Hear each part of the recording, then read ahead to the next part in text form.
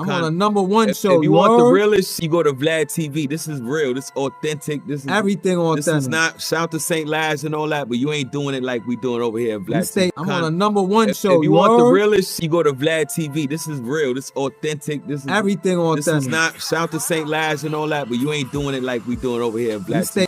Hey yo, Saigon, DJ Vlad from Vlad TV. I hear y'all talking, but y'all know who run these YouTube streets. Z-Lord. Hey yo, LAZ, man, make sure y'all subscribe to that St. Laz music channel where I got flamers like this. The whole album, 14 songs, you heard? Go check that out. Let me give you a little taste of them bars. Sing soon, watch your profit rise. Watch your eyes, there's no more privacy. On my phone, in my home, they eyeing me.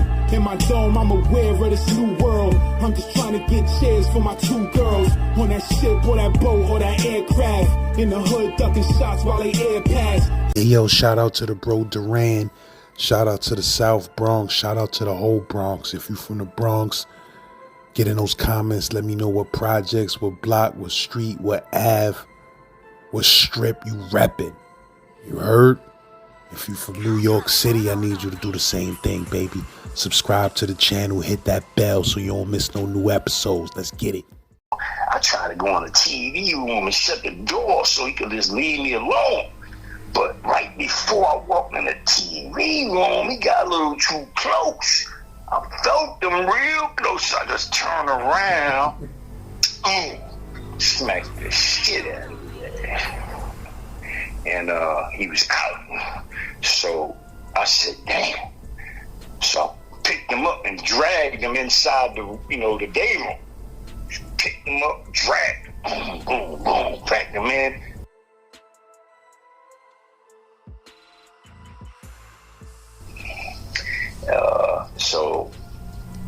With that case, and I want to elaborate on it a little because I want to give respect to the Brooklyn mob, of course. And I'm not even sure if those 6 brothers were in the Brooklyn mob. I think they were. You understand me? I think they would be the only ones with the cojones to try to take that table. You understand that, right? I doubt very much 6 new.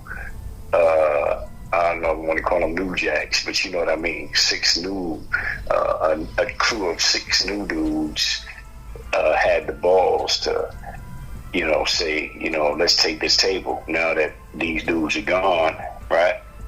Let's claim this. See, that's a real rare thing. Like, dudes know better because they know eventually somebody like me is coming back. And I'm going to want what's mine. So they rather just leave that shit empty. So when I seen them 6 brothers there, I had to surmise that they were Brooklyn mob because they would be the only ones that would be brave enough, to make that kind of, let's say, move. It's a big move. It's not like 2 of them were sitting there, right? They made it clear, 6 of us, we holding this down. They never moved. I watched them. You understand that, right? I watched how they was moving. So I knew that the message was clear. This was ours now. They was claiming that table. So, and I told you now, and dudes, I agreed. They say, what's up, man? Why you made that move? You supposed to be thinking about your son. And they absolutely right. Absolutely right. What a lot of people won't understand is that when you have a sentence like 28 to life, you don't think you're coming home. You already have it in your mind that you most likely you're gonna die in prison. So, you're gonna do everything you can for your son, but the main thing you better do for your son is you better survive. You better survive in the jungle. And you better get out of the jungle alive and strong-minded. See? Because remember, once you fold and you let somebody bend you over, what happens to your mind is it becomes soft. There's no turning around from that. You can't turn around from that, no matter how strong you may appear to be to other people. Deep down inside, you know you bent, you broke. So that's why I couldn't allow that to happen. And again, I had been to a medium before that, maybe once or twice, and I kept going back to Attica. So I already knew that was a big possibility. I couldn't stand mediums, couldn't stand them. It's full of rape bulls and them dudes. I smacked the shit out of this Chinese dude. I had to smack the shit out of him. And he was following me, screaming at me. I'm like, yo, I'm trying to get away from his ass. He's following me, so smacked his ass. And anyway, so I'll tell you about that story. That's a funny one. Yeah, let me tell you about that one real quick. So anyway, so I goes to the medium at one of them times. I can't remember which one it was. And I end up, because I always, you know, I managed to always have money so I could pay somebody to cook, you know, like I'll buy the food and they cook. So, you know, I didn't mind cooking when I first started the bed, man, but after about 15, 18, 20 years, you know, shit, you just wait. So you get busy, plus I'll be busy in the law library typing motions, you know, so I ain't got time to be cooking. So I usually get somebody that could cook. So I had this Chinese kid, you know, I seen that he could really fry up that rice. You know, he had some style about him. You know, he had it flipping shit over. I was like, oh, you know, looked like we was in New York somewhere. You know, one of them Subachi scenes or whatever. So I said, yeah, that's the one right there. I'm going to have him cook for me. You know, he get his bowl and I get mine. So, I always had the food form, So I started noticing my food, my plate was getting a little smaller. You know, like my share of the food was getting a little smaller. So I started, you know, wondering what was going on. So I decided to, you know, because, you know, I'm pretty good at figuring shit out. So I went and I spied on this little ass and, you know, I saw him giving away a bowl of food twice. See, I didn't say nothing the first time. So, I don't know. He probably had a little business going, to tell you the truth. That was smart ass. But, you know, they slick. He had probably selling a bowl of food for $5, whatever. But, see, the first time I let it go. I said, all right, he could do it, you know, one time. I'm not going to, you know, come on, he's cooking. I'm going to let him do that. But then I watched the next day and he did it again. I said, so I went over there. I let him know, look, man, you fired.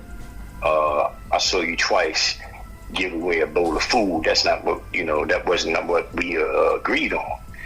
So he just started yelling, you know, like we in the kitchen, like he was cooking when I approached him. So he started yelling like, he had this crazy kind of like a you know, like a high voice, like a Tyson thing, but it was kind of Chinese accent type shit. So he, and he's, so I said, oh, damn. So I'm trying to go home, so I start backing up, right? I'm backing away, and I start walking away. I literally turn my back, I'm walking away, I'm trying to leave. Shoo, he talking too loud. You know, so I'm gone. So this motherfucker right behind me. This shit's crazy. Right behind me, barking on me. And so what happened, as soon I got into this little, because they have like this little TV room. So from the kitchen, I tried to go in the TV room and shut the door so he could just leave me alone. But right before I walked in the TV room, he got a little too close. I felt them real close, so I just turned around and smacked the shit out of there. And when I did that, he fell down and he was out. So I said, damn. So I picked him up and dragged him inside the day room. Picked him up, dragged him. boom, boom, boom, cracked him in, got him down. Okay, so what's up? Yo, I'm trying to, come on, man, get up. This motherfucker don't want to get up. So he okay, now I figured he's sleeping. So what I do, I just sit down and wait. So I'm sitting down watching TV, waiting for him to wake up. So after, I don't know, but shit, seemed like a long time. But he got up after a while. So when he got up, he sat right next to me. Shit. So, he sat next to me, and I was like, look, man, you fucked up. You don't give away my food without telling me. He said, yes, sir. I said, all right. So, look, you gonna keep cooking? If you want to keep cooking, that's all good, man. Just, do not give away my food.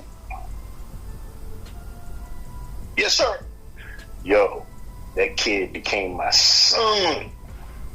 I'm talking about, I'm talking about just like you see them, on TV. And I hate to do, because I don't want no slaves. See, I could have had my slave through my whole bed. I always had dude that want to be my slave. I don't play that shit. You can't wash my clothes. I don't play that shit. You can't clean my sneakers, nothing. I clean my own shit. You can't clean myself. I don't play that either. So I don't want no slave. But this little Chinese guy, I wouldn't, he didn't become my slave. But, when it came to my food, which is really the only thing I needed him for, right? Just to play the food fair. Now, it was the food thing was a Chinese delight. So anyway, moving on, I wanted to tell you this story about Clinton. Yo, so you said he got knocked out from the slap? Yo, this is my word, Saint Man. Yo, this is my word, man. And I don't have to lie about it. I'm too old for that. And I'm not looking for a reputation anymore, man. This is my word, man. Now, I have smacked dudes. Now, listen to me. I smacked dudes, knocked dudes out, and I heard them snoring. This Chinese dude, he was about 175 pounds, so I was very surprised. But I guess I was a little holding back so much that by the time I smacked him, he was out. I mean, out. I mean, really out.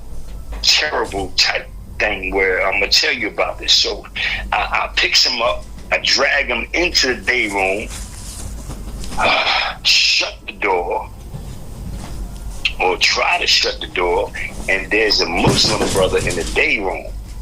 Now, this is a Muslim gangster, though. Like, he ain't no, you know what I mean? Like, he's a real, I always liked him, like, he always acted, like a real man. So, I don't know what happened to him, man. He started freaking out. He was trying to leave the day room. I'm telling him to leave the door closed. And he got he got in the middle of the door, and left it open, and he was frozen right there at the door. And I'm telling him, yo, what's up, man? Come get me. I had to drag him in there, grab him by the chest and put him on the seat. Yo, what the fuck's wrong with you, man? Close the door. Boom, close the door. So I shut the door tight, and I was just waiting for the kid to wake up. I didn't know. I could tell he was alive. Damn, you can't be dead off no smack. But he was knocked out, so I'm just waiting. I don't know how long it took. Minutes, 5 minutes, 10 minutes, whatever it was. When he got up, he sat right next to me. And I sunned him. I let him know, listen, you gonna keep cooking for me or what? And he said, yeah. And it was like some yes sir shit after that. Everything I said was no games after that. So, I didn't, but again, like I said, he could have been my slave, but I don't play that slave shit. It was just normal. I'm a body commissary, you cook it, you get your bowl, Give me my bowl. You don't give out no bowls out of my food. Yes, sir. So after that, like I said, everything was it was like being in a Chinese restaurant every day. But this is the funny part about it. This is why I wanted to tell this part of the story. So like I said, the Muslim brother, I had to drag him inside, tell him to sit his ass down and chill, because I didn't trust him like to let him go, because he was scared to death. He was standing there, his eyes was wide open, and he looked terrified. So the funny thing is, like, I seen him a few days later, but I ain't seen him. But about a week later, I brought up the conversation, and I told him, yo, man, what was wrong with you, homeboy? What was wrong with you, man? You see, I was trying to close the door. What was on your mind? He said, yo, man. Oh, because I ain't tell you, I was trying to wake him up. I was trying to wake the kid up, like by shaking him. Like he's on the ground with his face up, and I'm leaning over, shaking him, trying to wake him up. This motherfucker don't wake up. So, you know what homeboy said? He said, yo, man, when I seen you shaking him like that, I thought you was trying to kill him.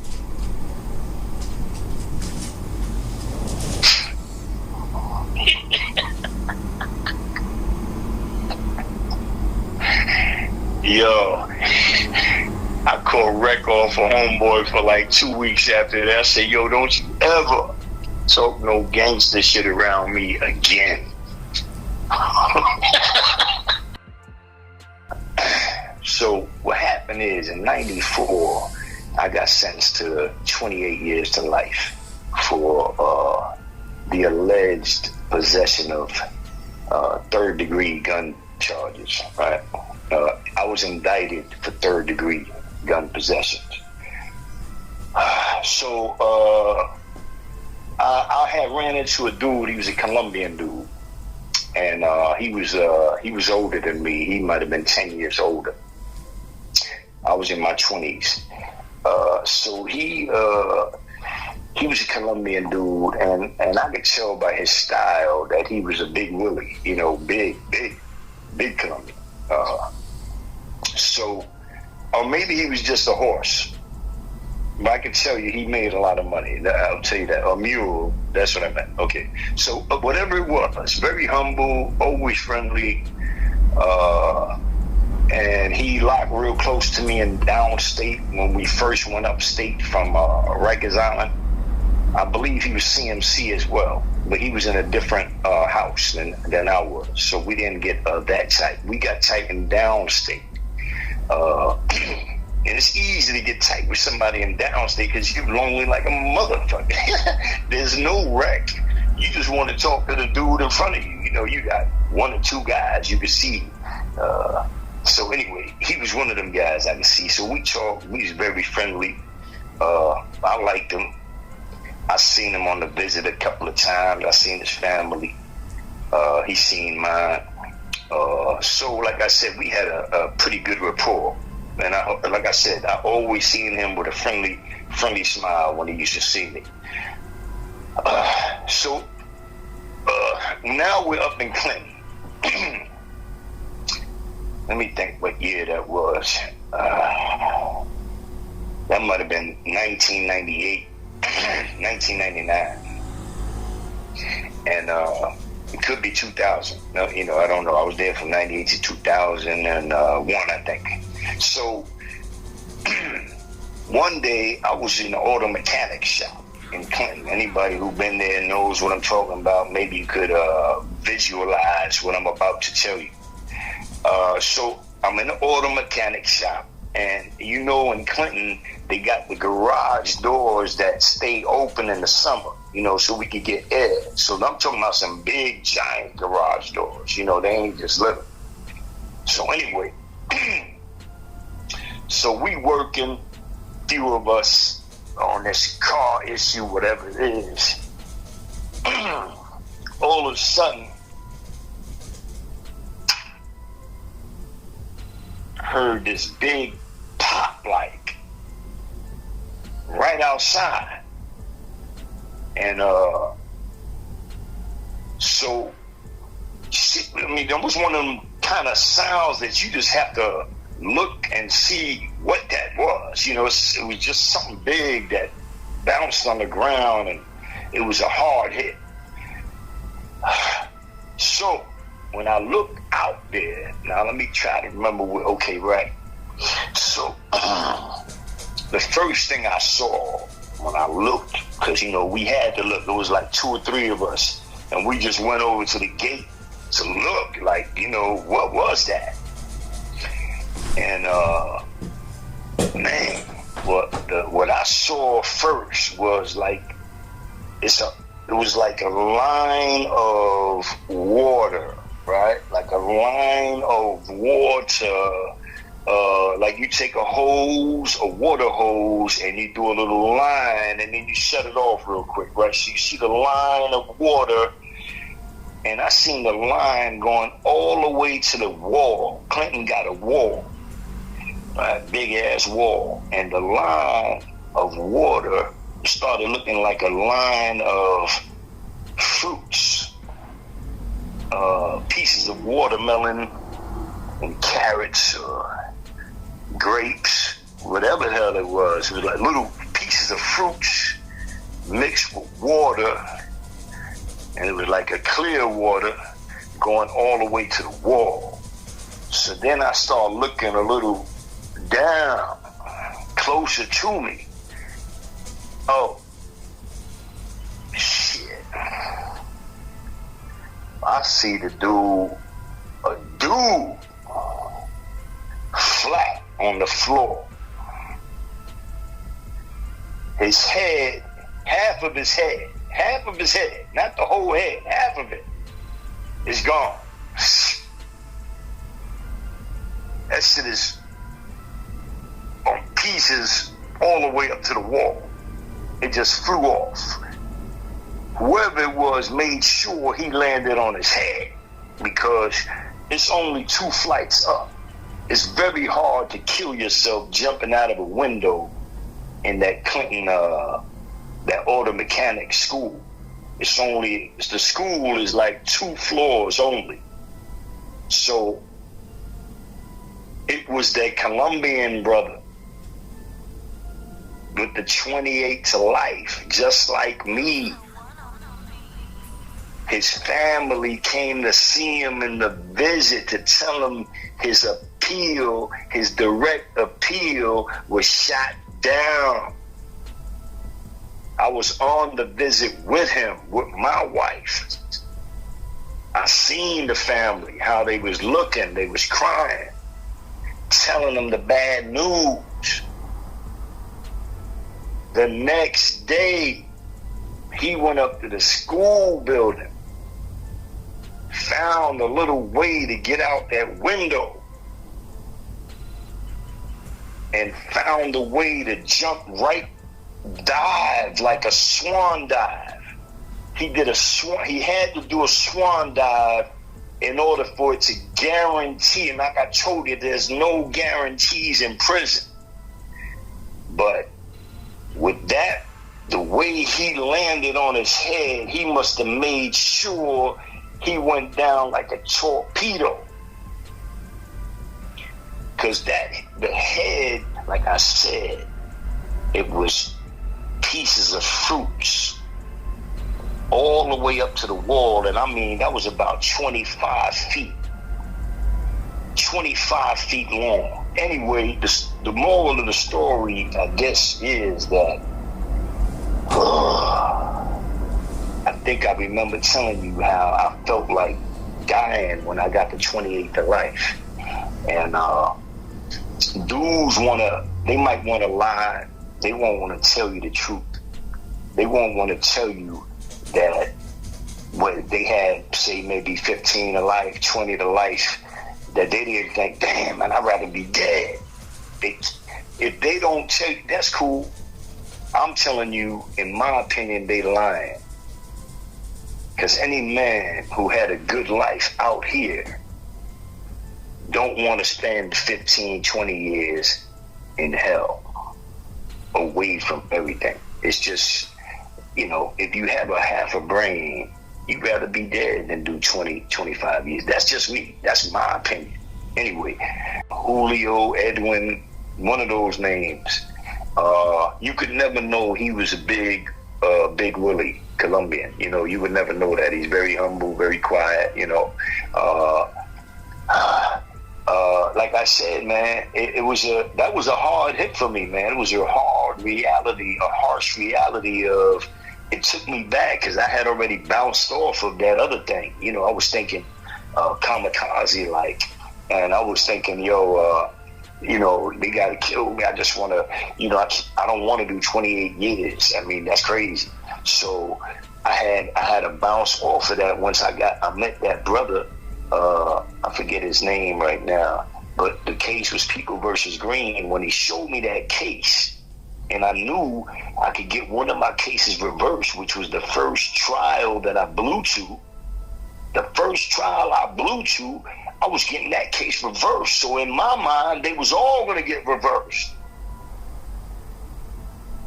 So I was, you know, my whole objective changed. I'm like, yo, that's like when I was in Attica in 96, there was a thunderstorm. I never forget, a thunderstorm. It was 96, 95, whatever it was.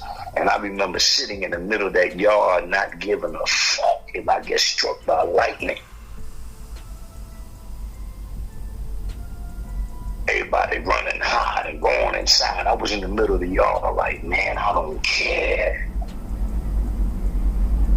And it's crazy because 15 years later, that same thunderstorm was in Attica, and I ran up inside.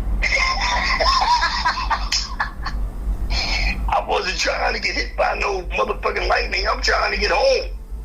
So my whole point is that the objective of a man, when I say 99%, I don't care who you are in there. I'm not gonna name names, none of that. But I wouldn't care who you are. I'm gonna take your word as 99% as long as we in there, and probably out here too. So my point is that's why I say 99%. So and I also want to say, when I gave the brother the cigarettes to take down to my man, remember, let's go back to that where I was in the cell and I didn't go outside. I think you confused me before last with the question. You said when I didn't go outside that night. The night I didn't go out was the night of the riot. Were you asking me if I went out the night after I took the tables back? Yeah, but now you said that dude said it was completely dead, so it wasn't no reason to go back outside. No. Oh, I'm talking about, that was the riot. But when I took the tables back, I had to go back out that night. Why you think I mentioned that? Because Benny B wasn't coming out at night. That's why I was moving the way I was moving. I knew when I struck, I had to strike hard. Because tonight I got to come out. You know, it can't be no silly shit going on. Tonight I'm coming out alone again. And I know Benny B's not coming out. That's why I was mad at him for acting up like that. So, of course I went out. I went out that night and every wreck after that until I got transferred. But what I'm thinking is that I told you about my brother, man. That's my man for real. You know, he you know, we went back to back a few times, so I wouldn't be surprised if he just told them brothers, yo, it's true what he's saying, man. You know, and you know, he's the real owner of these tables, and you know, we should just respect that. I don't think they was necessarily scared of me. Remember, there's 6 of them, you know? So I'm not even trying to say people are scared or none of that. I don't even go there because I think anybody can get it. That's why I was so effective, because I knew whatever you did, I could do too. And I'll be quick to tell you that. So I'm anxious to tell you some of them Rikers Island stories, because remember, I was there for 4 years, so you know every week there was something. So there's plenty of stories about that. But we was going into that Clinton one. I wanted to go there. And then what was the other one? I think I mentioned it to you. I always have to mention it because I forget. Nah, man, I don't know if you heard that joint that I put out. That three convicted felons dropping jewels. Oh, yeah, I like that. And so let me add to that real quick. Yeah, because we had got cut off that night. That's the night we had got cut off for something like that. I noticed that. So that was it was only like an extra 7 minutes. But in that you was talking about how you was in the cab and you was telling the dude to tell you to look back and see if the police was behind y'all. Okay, so let me explain that real quick. So what happens is a lot of people don't, it's hard to believe or whatever. But I used to walk around 183rd in the Bronx, and police used to stop me. They would follow me. They would, so it got to the point where I remember one time I was walking down the block. I think it was 182nd or something. And Raya going towards the concourse, or Walton going to the concourse, whatever it was. And I was with this young lady named Sugar. She's pretty popular in the hood. So, we walking down the block, and I noticed a car was following us slowly. Remember, we walking, so they got to be going slow, right? So I figured it out. So I looked to the left, and I recognized the same police that had arrested me before I got bailed out of my second arrest. I got my second bail out. At least one of them was one of them police. So I went in on him. I said, yo, what happened to my beeper? Fuck happened to my beeper? You took my beeper. I just started going in on him. He said, oh, no, man. You dropped it, when you went running. I said, motherfucker, I don't run from you. So I said, come on, man. Chill out, man. Relax, man. Which one you got with you today? Which one you got with you today?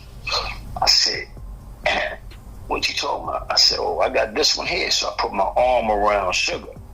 I said, I got this one right here. She said, nah, man. You know what I'm talking about. Which one you got with you? 357 or the 9?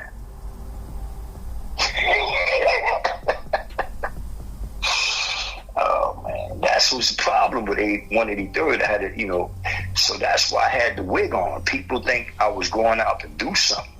I wasn't going out to do nothing to nobody. I had the wig on because people was calling the police on me on sight. Dudes couldn't handle me. I was ready to, I brung it to dudes. Let's do it. Everything, I didn't care. I put 2 on the table. Bam, what's up? So I was on some real wild cowboy shit for real. So when it came to it, dudes was calling the cops on. So I had to put on the damn wig just to go through there. And, no, for real, just to go through there and maybe go see somebody, whatever. But I'm literally just to go through there. I'm in a cab. Look how incognito I am. I'm in a cab. I got a wig on. I'm going through, passing through. I goes in the building. I come out. The cab driver got stupid because what happened is when I went in the building, I didn't have the wig on. See, I went in the building without the wig. When I came out, I had the wig on. So the cab driver bugging out.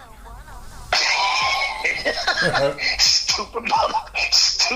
So that's why I try to loosen him up a little. Like I say, yo, how's my hair look?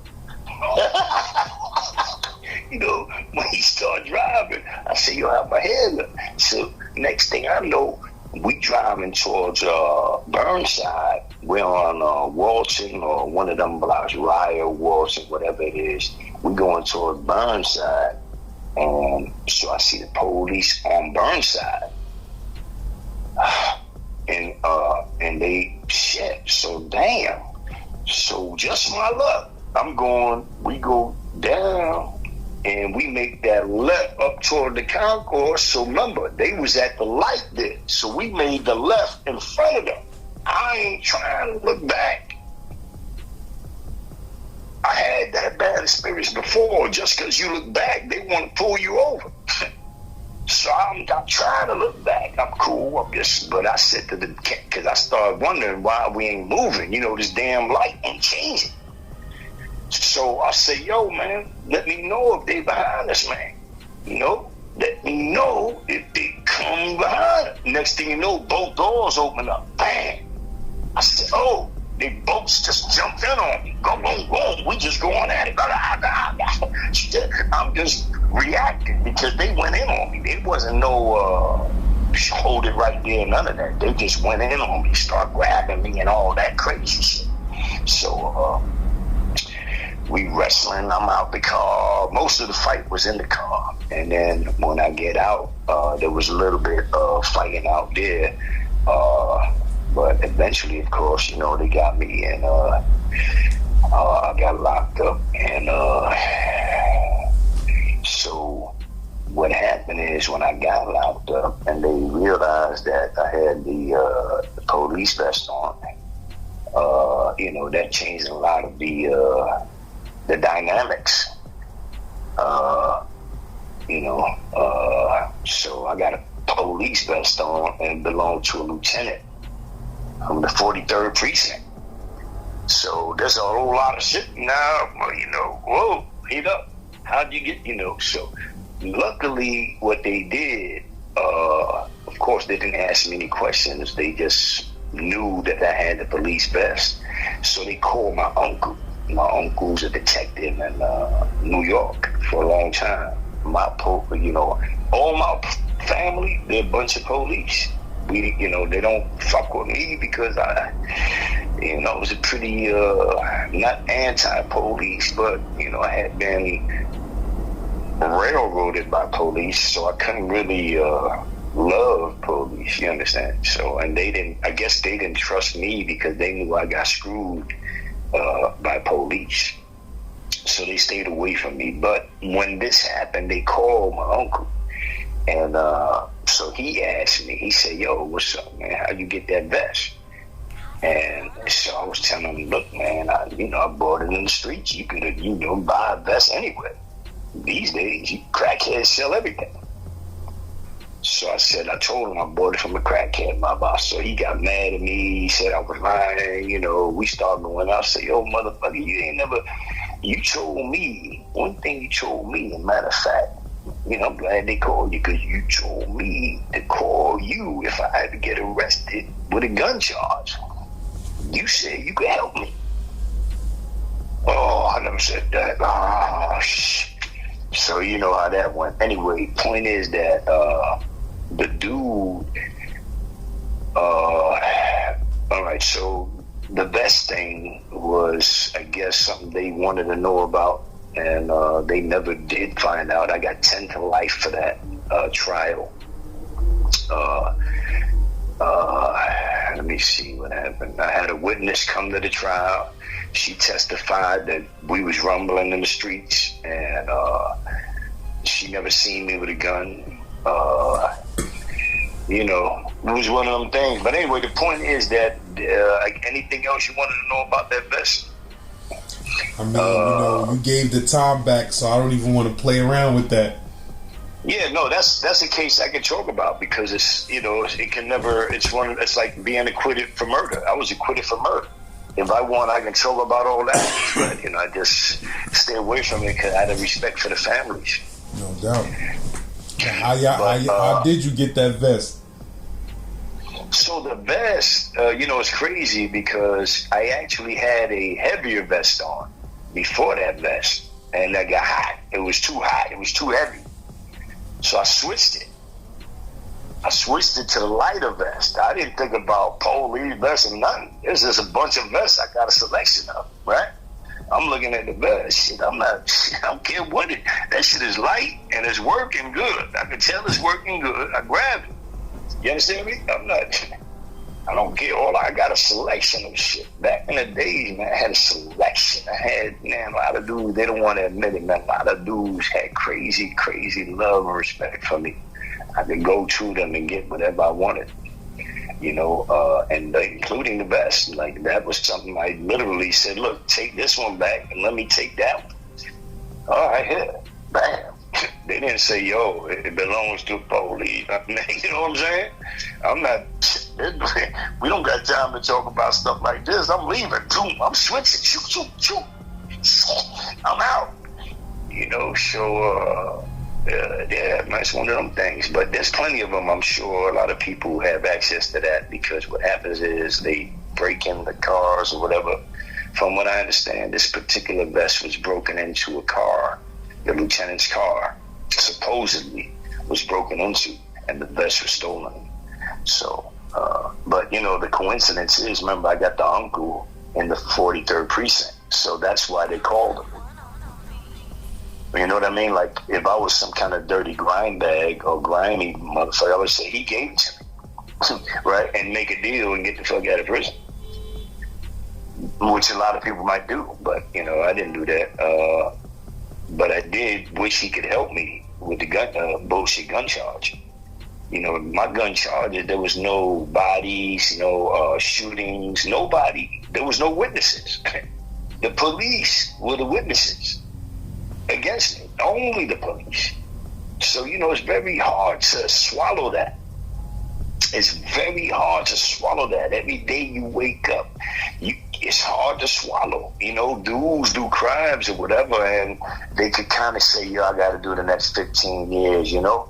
I did the robbery. I stashed a little 50 G's. I'm going to do the 15. Whatever. I got caught. I did something stupid. But when you're not doing anything crazy out there, you know, you got a female. I had a wife, 2 daughters. I considered them my daughters. I had the most beautiful woman I ever wanted. I was a happy man, but you know, I knew people used to hate on me. So, you know, if there was a gun in the area, it's, you know, it's not that I'm using it or touching it all the time. It's just, hey, I'm not gonna just roll over. I'm just, you know, I mean, I know that dudes hate on me. You know, I remember if I'm with a woman and she got 2 ex-husbands, matter of fact, one of her ex-husbands was a murderer, right? Or her first boyfriend was a murderer. So who knows what he's thinking, right? Come on, you don't know what the dude is thinking. I know one thing, shit, you better not think nothing stupid, because, you know, I'm just saying. My thing is that you have to be on point. You can't be, you know, you can't be sleeping on motherfucking think everything's sweet. When you got a fine woman in the Bronx, South Bronx, you got a fine woman in the South Bronx, you better be ready for trouble.